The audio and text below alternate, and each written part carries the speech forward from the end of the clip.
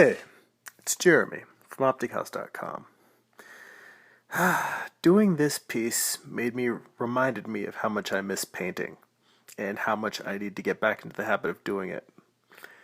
So I'm working on a color piece. I actually had an idea a few months back for a Father's Day card, and being my weird, creepy personality, I just thought for some reason it seemed really cool to me to do a small, cute but still disturbing tentacled creature handing up a little goldfish bowl with a human being in it up to their parent figure, this large, monstrous, spiky tentacled creature that just sort of, you know, dwarfs it as well as the human being that's being sacrificed to it. So it's just the idea. I mean, hence the name of the video, "Human Sacrifice." What better gift to give your father for Father's Day?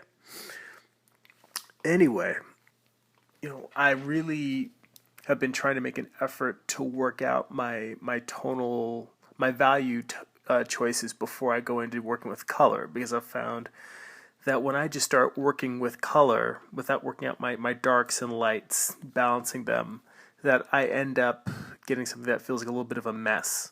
Sometimes if I really see the color composition in my head before I start, it works out, but more often than not, I need to do what I'm doing here, which is trying to execute as much of the illustration as possible in gray tones, just in black and white.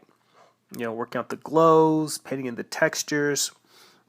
It used to be that I would try this and once I finished my flats, I might work out what was dark, what was light, and what was going to be a mid-tone in terms of just separating my foreground and my background elements. But it occurred to me that I can just go in and paint in the textures and the glows and all of those details, and then just go with hue saturation. If I leave those details on separate layers, I can still go in and colorize them later as if I had painted them in color. And even then, after that, I can go in with a hue saturation brush, or I can, I forget what the other brush settings are, where you can paint something and just change the hue of it without adding to it. I forget what that brush setting is called. Mainly because I just almost always paint just with the normal brush. I don't usually use overlay or color burn or any of those other settings. I'll use those settings for layers for special effects, but I don't usually paint that way because I feel like once I start doing that, I'm constantly going to be going around and changing the settings of these brushes, and I don't want to have to remember what brush I used for what different effect. It's easier for me if I can just look at a layer and say, oh, this layer has this effect to it. But, keeping track of the different brushes and what I might paint if I have to recreate it or change it later is just more than I want to squirrel away in this tiny little walnut-sized brain of mine. So, going through here, trying to mess with texture, seeing what I can do with the custom brushes. Trying to branch out a little bit more in terms of the effects that I'm getting here. Painting texture onto the creature's skin, and I think shortly after I painted in the goldfish bowl here, just adding that little shadow in there, I think I came back in. Yeah, here we go, and now I'm painting some textures onto the skin of the little baby monster, the baby Cthulhu.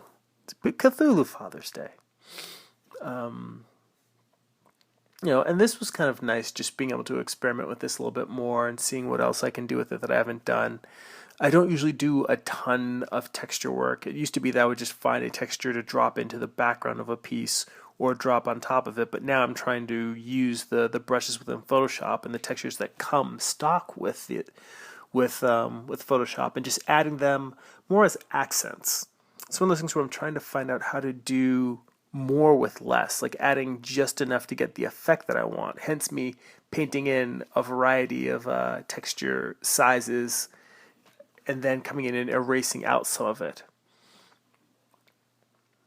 So, it's a good experiment for me. I'm always trying to learn, try new different things with tools I've been using for a while, because you never know when you're going to stumble onto a new way to work with a piece. It's like, oh, I never, went down this blind alley before. It turns out not to be a blind alley. It's a little trap door in the back. But Yeah, this is where I start falling into that trap with the painting of how much of a cartoonist I am as opposed to an actual photorealist. Because someone who paints photorealistically would probably go into a lot more depth in terms of the reflections in the goldfish bowl and the lighting, and just even the way that I'm rendering the shadows on the creature's skin. And I don't think I'm ever going to be a realist, a photorealist, but I'm trying to bring more observations into the pieces. Anyway, that's it for now. Check out my website, optichouse.com, sign up for my mailing list. Go be creative.